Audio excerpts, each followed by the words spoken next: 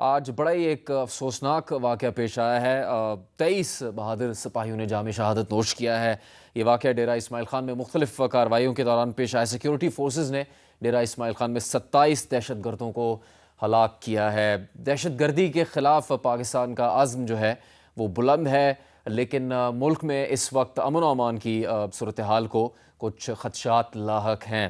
اس واقعے پہ بھی ہم کوشش کریں گے بات کر سکیں، لیکن جو ملک کی سیاسی صورتحال ہے وہ سب ارد گرد اس کے قانونی کیسز چل رہے ہیں۔ آپ کو بتائے کہ آصف علی زرداری جو صدر بھی رہ چکے پاکستان کے، انہوں نے آج سے کئی برس پہلے جب ریفرنس دائر کیا تھا تو اس کی سماعت آج بہت برس بعد ہوئی۔ ذوالفقار علی بھٹو کے عدالتی حکم سے پھانسی سے متعلق ریفرنس کی 9 رکنی لارجر بینچ نے یہ سماعت کی ہے سپریم کورٹ میں۔ اس سماعت کو براہ راست بھی نشر کیا گیا، یہ دوسری دفعہ ہوا ہے کسی کیس میں، کسی ریفرنس میں ایسا، اور پھر جنوری کے دوسرے ہفتے تک ملتوی کیا گیا۔ بڑا اہم معاملہ ہے، تاریخ کی درستگی کے لیے کوشش اس کو قرار دیا جا رہا ہے۔ اس کے علاوہ 2 جو سابق وزراء اعظم ہیں، ایک تو سابق وزیر اعظم نواز شریف اور سابق وزیر اعظم عمران خان، دونوں ہی کے عدالت میں معاملات چل رہے ہیں، لیکن ایک سابق وزیر اعظم کی سزائیں ختم ہو رہی ہیں، جبکہ ایک سابق وزیر اعظم ایسے ہیں جن کی سزاؤں کا فیصلہ کیا جا رہا ہے۔ ہر گزرتے دن کے بعد ان کے کیس میں پیش رفت ہو رہی ہے۔ اس لیے قانونی ماہرین سے پاکستان کے ان سے ہم آج کیپٹل ٹاک میں بات کریں گے۔ انتہائی سینئر وکیل، مسلم لیگ نون کے رہنما بھی ہیں، بیرسٹر ظفر اللہ خان صاحب ہمارے ساتھ موجود ہیں اسٹوڈیوز میں۔ عابد زبیری، سابق صدر سپریم کورٹ بار ایسوسی ایشن، ان سے بھی ہم ان کی رائے لیں گے۔ نعیم حیدر پنجوتا، نوجوان وکیل ہیں، تحریک انصاف کی نمائندگی کر رہے ہیں قانونی معاملات میں، ان سے ہم بات کریں گے۔ اور بیرسٹر شبیر شاہ، ماہر قانون ہے کراچی سے، وہ ہمارے ساتھ اس پروگرام میں شامل ہیں۔ بیرسٹر ظفر اللہ صاحب، آپ سے چند گھنٹے پہلے ہی جو تیسرا بڑا کیس ہے نواز شریف صاحب کا، العزیزیہ ریفرنس میں بھی ان کو بری کیا گیا ہے، کیا اب تینوں کیسز کی یہ صورتحال سامنے آنے کے بعد نواز شریف صاحب کی نااہلی ختم ہو جائے گی، ہو گئی ہے، یا ابھی بھی انہیں نااہل ہی تصور کیا جائے گا الیکشن لڑنے کے لیے؟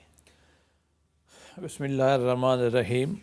2017 میں سے جو ایک ڈرامہ شروع کیا گیا تھا اور اس پہ پھر میاں صاحب کو ڈسکوالیفائی کیا گیا، پھر سپریم کورٹ نے ڈائریکشن دی کہ پرچہ کرو، ریفرنس ڈالو، پھر مانیٹرنگ ہوئی، سب کچھ ہوا۔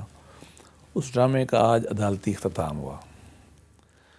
3 ریفرنس سے، ایک پہلے ایون فیلڈ کا تھا جو اصل پاناما میں تھا، یہ 2 تو درمیان میں اور آگئے، عزیزیہ اسٹیل مل کے اور ہل میٹل کے، تو آج ان پہ ہیئرنگ تھی اور وہ بھی ختم ہو گئے۔ تو اس وقت تک میاں صاحب کے اوپر کوئی ایسا فوجداری یا کسی سول عدالت کی طرف سے ایسا حکم نہیں ہے جس میں وہ کنوکٹ ہوں، سزا یافتہ ہوں یا مجرم ہوں۔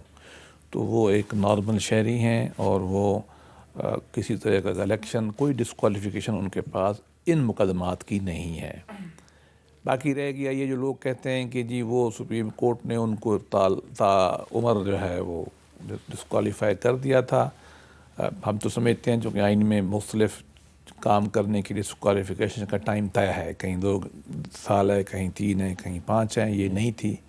خاص مہربانی کی تھی سپریم کورٹ کے خاص ججوں نے، لیکن پارلیمان نے اس لکونہ کو پورا کرنے کے لیے قانون سازی کی اور اس کی لمٹ 5 سال طے کر دی، تو وہ بھی ختم ہو چکی ہے۔ لیکن سپریم کورٹ کے اپنے فیصلے کنفلکٹنگ ہے۔ کسی کو انہوں نے کہا کہ اسی ٹرم کے لیے ڈسکوالیفائی ہو گیا، جیسے افتخار چیمہ صاحب تھے ہماری پارٹی کے، دوبارہ الیکشن لڑ کے آیا تو ٹھیک ہو گیا۔ کسی کو انہوں نے اسی ٹرم کے لیے کر دیا، کسی کو 5، کسی کو لائف کے لیے۔ تو یہ مختلف فیصلے ان کے فیلڈ میں ہیں اور پارلیمان کا ایکٹ بھی ہے۔ اب یہ معاملہ ڈیفینیٹلی سپریم کورٹ میں چل رہا ہے، ابھی ایک ہیئرنگ ہوئی ہے، ہوگی۔ ہم یہ سمجھتے ہیں کہ اس وقت تک میاں صاحب کے اوپر کوئی ڈسکوالیفیکیشن نہیں ہے، وہ انشاءاللہ الیکشن لڑیں۔ لیکن پھر بھی سپریم کورٹ کو طے کرنا ہے کسی جی یقیناً، یہ چونکہ معاملہ وہاں ہے اور فیصلہ کیا آگا ہمیں نہیں معلوم، لیکن ہم یہ سمجھتے ہیں کہ جو دنیا کا جو اسٹوڈنٹس ہے پورے کا پورا، اس کے طور میں یہ سپریم کورٹ کے اپنے فیصلے ہیں، بلکہ جنہوں نے ڈسکوالیفائی کیا تھا بندیال صاحب نے بعد میں کیس میں اور الٹا فیصلہ دے دیا، انہوں نے کہا کہ یار پہلے زیادتی ہو گئی تھی۔ تو ہم یہ سمجھتے ہیں کہ یہ ختم ہو جائے گا، باقی فیوچر ہے اللہ والہ۔